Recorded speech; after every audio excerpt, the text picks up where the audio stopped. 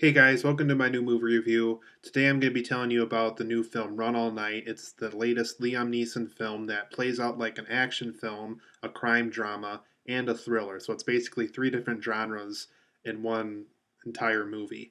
Run All Night, it's by the director of Nonstop and Unknown. So this is Liam Neeson's third time working with this director. Is about an aging hitman who has an adult son who drives a limo for a living, and they live in, I believe, somewhere in New York. And one night, basically, his adult son is in all the wrong places, and he gets targeted for assassination by an ally of Liam Neeson's character, the aging hitman, in which him and this other guy used to team up for things a lot in the past. You know, they have a lot of fun memories growing up and a lot of fun memories of their adult lives together. But basically, their adult sons basically get into the wrong mix up. They catch each other doing something that either one of them didn't want them to catch each other with. And so things get out of hand. And through a series of events, Ed Harris's character, who is the ally of Liam Neeson, he wants Liam Neeson's adult son dead, basically at this point. And throughout the course of the film, it's also called Run All Night for this reason as well. Basically, Liam Neeson's hitman abilities have to protect his son from getting killed off by whoever Ed Harris sends out to go kill them. And basically, they have to survive the night together while also figuring out how they can both get out of this mess together, since they're both wanted by the police and everybody else in the city. And they have to get out of this mess, whether they're in New York or wherever. They have to get out of the mess somehow. So Run All Night overall, you guys, I thought it was an okay film. It's one of those films where I walked out of it saying, I didn't completely hate myself for watching this, but I didn't completely support for what they were going for. It felt very, very typical. I guess that's the best way to say it. And so, without further ado, I'm going to go into my positives and negatives so I can just explain, what exactly I liked and didn't like about the movie. So for positives, this is a very good Ed Harris villainous role, and Common's also in the film as well. Common is a singer and actor. I think he did a song for Selma recently that got a lot of attention at the Oscars. Um, but Ed Harris and Common both play villainous roles in the movie. Ed Harris is a pretty big villainous character in this film, but both give really good villainous performances. I loved both how, I guess for Ed Harris, what was kind of neat about his character was, when things go down and Liam Neeson and Liam Neeson's adult son, played by Joe Kinnaman, are in trouble basically. Ed Harris, I like the way how he comforts people. He has kind of a comfortable premise, a comfortable presence when he's around people, but that comfortable presence quickly goes away when he doesn't get his way with something, or he doesn't get the answer or the result that he's looking for, and he kind of goes really crazy. And it's kind of, like I said, it was a very impressive role by Ed Harris. I really liked how he portrayed the character, and with Common, I really liked how Common felt very threatening. You almost feel kind of the opposite of Ed Harris. He was very uncomfortable to be around. He was very threatening. The guy had a lot of skill. He had no problem killing whoever was going to give him a lot of money for assassinations. It was just a very, like I said, for both Common and Ed Harris, they both gave great villainous performances here. The film has a lot of Google Earth styled transitions, and it feels very appropriate for this movie. I like how, because there's so many parts of New York and all these other environments that the film explores, because these two guys are running around all night trying to stay away from threats. I liked how it does kind of feel like, you're looking at Google Earth and looking at these places through Google Earth, and how you're looking at the floor and all the little small details on a computer. It kind of has that kind of look to it. But like I said, I like how the film kind of has these transitions where we're looking at something through Google Earth. I thought it was really unique how they did that. And overall, Run All Night does really work as a thriller. I think out of all the genres this film tries to be at once, because like I said, it is an action film. It is an action film. It is a crime drama, and it is a thriller all at once. I think more than anything, it really works well as a thriller more than anything. And when it is a thriller, and when it tries to be a thriller, I think that's when the film works at its best. And overall, the film does have a very good supporting cast here.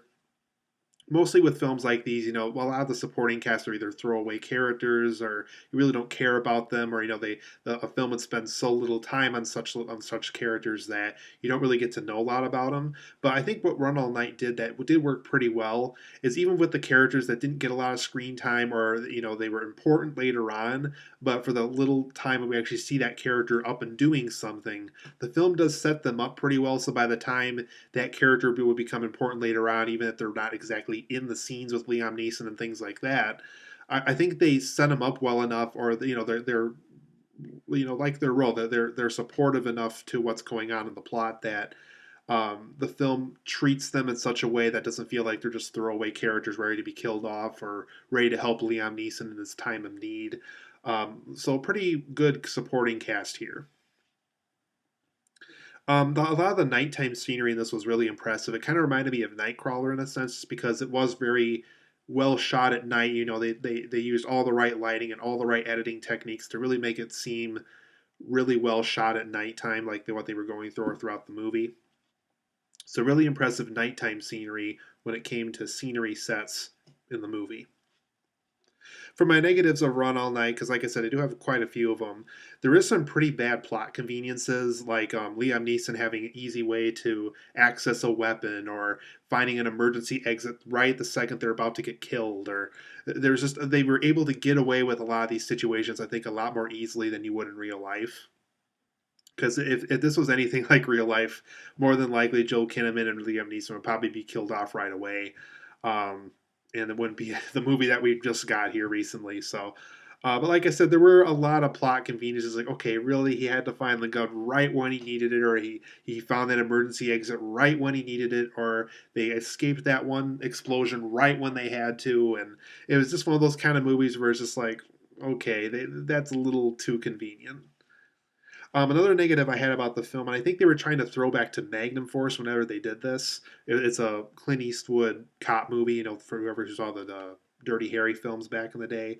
I don't like the way they depicted cops in this movie. I don't like how there's good cops and bad cops in this movie. Once again, it just kind of convenient to the plot. It just kind of moves things along, and it kind of puts Ed Harris's character in an advantage too much in a way. Um, because like I said, they get a ton of scenery here. It is called Run All Night, so you can basically use any of New York that you want, basically. But like I said, I don't like how the good cop bad cop depictions here kind of feel like they're stolen from Magnum Force, and they really don't work too well here, unfortunately. Another negative I had is Liam Neeson's character in this is pretty inconsistent and pretty generic for the most part. If you've seen Taken or Unknown or Nonstop, he is basically the same character here. And when it comes to Nonstop, really, he had bad alcohol problems as that character in the movie in Nonstop, and he also has bad alcohol problems here in Run All Night, and it's ironically enough by the same director.